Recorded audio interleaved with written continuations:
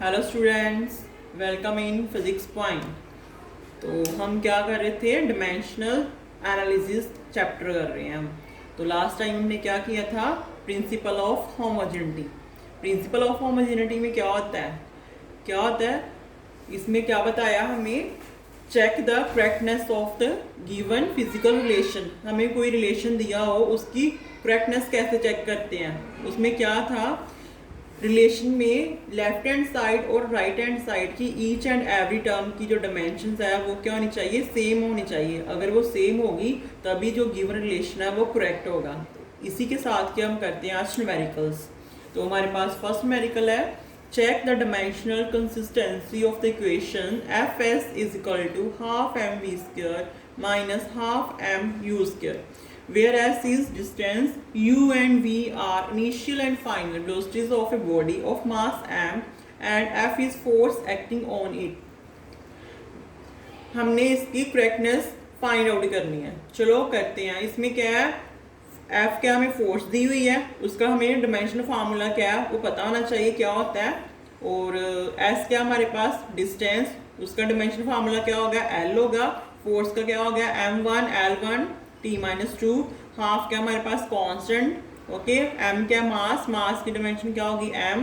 v क्या velocity की dimension क्या होगी lt-1। और u भी क्या हमारे पास इनिशियल वेलोसिटी, उसकी डायमेंशन भी क्या होगी हमारे पास lt-1। ठीक है, चलो सॉल्व करते हैं हम इसको। तो पहले हम इसकी लेते हैं लेफ्ट हैंड साइड में क्या है, फोर्स इनटू डिस्टेंस। फोर्स की डायमेंशंस क्या होती है m1 l1 t-2, डिस्टेंस की l। अब मल्टीप्लाई कर दो, m1 l1 और 1 2 t-2। तो मल्टीप्लाई करने के बाद क्या होगा हमारे पास m l2 और t-2, ये आ जाएगा मल्टीप्लाई करने के बाद। तो अब हम राइट हैंड साइड लेते हैं। राइट हैंड साइड पे क्या हमारे पास half M we square minus half M you square. तो हाफ मैंने पहले भी क्या बताया था, ये कांस्टेंट है, कांस्टेंट की कोई डिमेंशन नहीं होती, ओके। न्यूमेरिकल वैल्यू है ना 1/2, इसकी कोई डिमेंशन नहीं होती, ठीक है। तो m की डिमेंशन m और v की डिमेंशन lt-1। तो ऊपर क्या है यहाँ पे स्क्वायर, तो मैंने वहाँ पे क्या कर दिया, स्क्वायर कर दिया। माइनस अगेन हमारे पास 1/2 क्या हमारे पास न्यूमेरिकल वैल्यू और इसकी कोई डिमेंशन नहीं होती। तो अब किसकी आएगी, m की डिमेंशन m। u क्या मैंने बताया था इनिशियल वेलोसिटी, और वेलोसिटी की डिमेंशन क्या होती है lt-1। तो इसके ऊपर क्या है स्क्वायर, तो वहाँ पे भी लगा दिया मैंने स्क्वायर। अब इसको मल्टीप्लाई कर दो m, तो इसका स्क्वायर ओपन कर दो, क्या आ जाएगा l2t-2 आ जाएगा। अगेन इधर भी ऐसे कर दो m l2t-2 आ जाएगा m। अब इन दोनों को मल्टीप्लाई कर दो, क्या आ जाएगा फिर m1 l2t-2। तो यहाँ पे भी क्या आ जाएगा m1 l2t-2।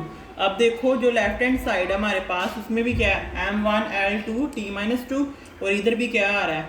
अब ये मत कर देना, इसको माइनस करके जीरो मत लिख देना, ये जीरो नहीं होता, ठीक है। ये क्या हो जाएगा, यही रहेगा m1 l2t-2 ही रहेगा हमारे पास। क्यों, क्योंकि मैंने बोला ना न्यूमेरिकल वैल्यू, जो न्यूमेरिकल वैल्यू होती है हमारे पास उसकी कोई डिमेंशन नहीं होती, तो वो हम नहीं काउंट करेंगे इसमें। तो इसकी जो प्रिंसिपल ही था वो क्या था, each and every term on both sides of the equation should be same.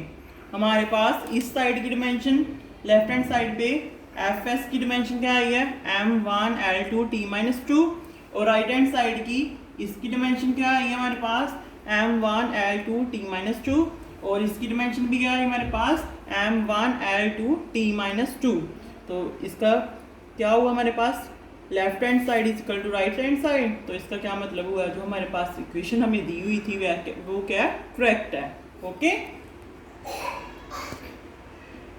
Next numerical है हमारे पास, in van der Waals equation p plus a upon v square into v minus b is equal to RT, find values of a and b।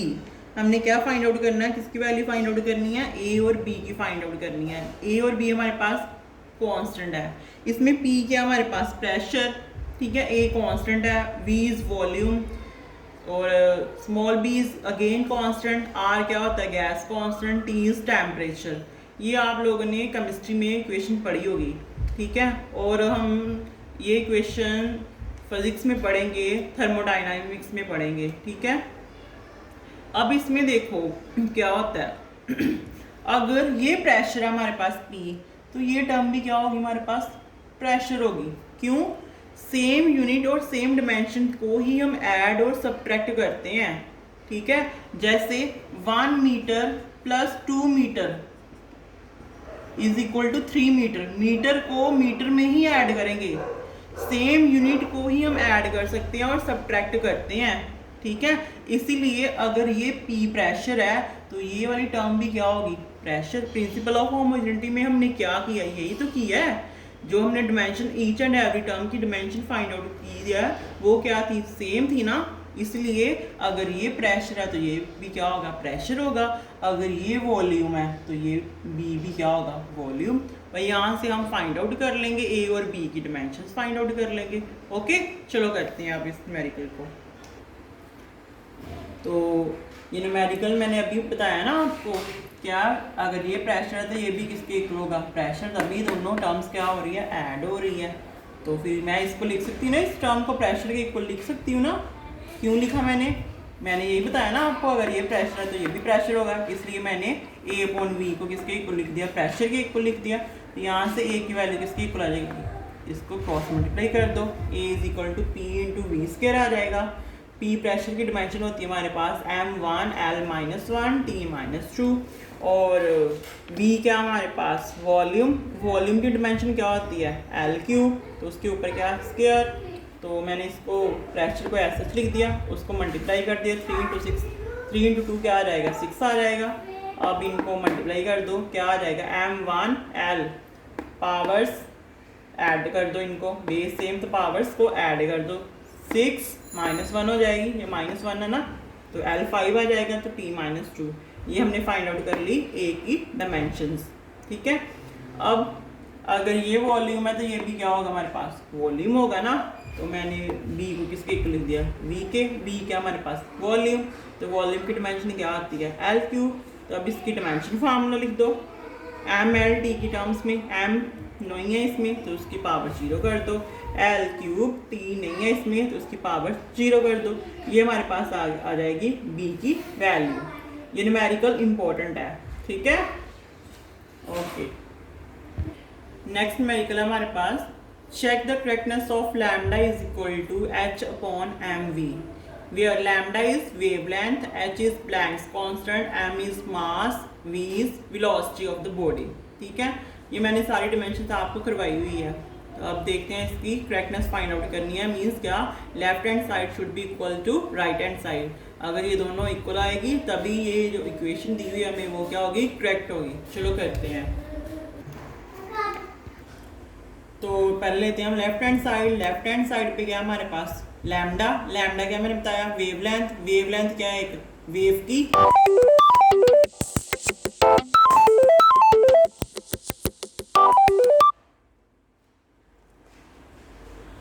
Lambda क्या हमारे पास wavelength, wavelength क्या होती है wave की length. तो लेंथ की dimension क्या आ जाएगी फिर L आएगी। तो इसकी डिमेंशन फार्मूला क्या होगा फिर M0 L1 T0। अब इसकी राइट हैंड साइड लेते हैं, राइट हैंड साइड पे क्या हमारे पास H/mv।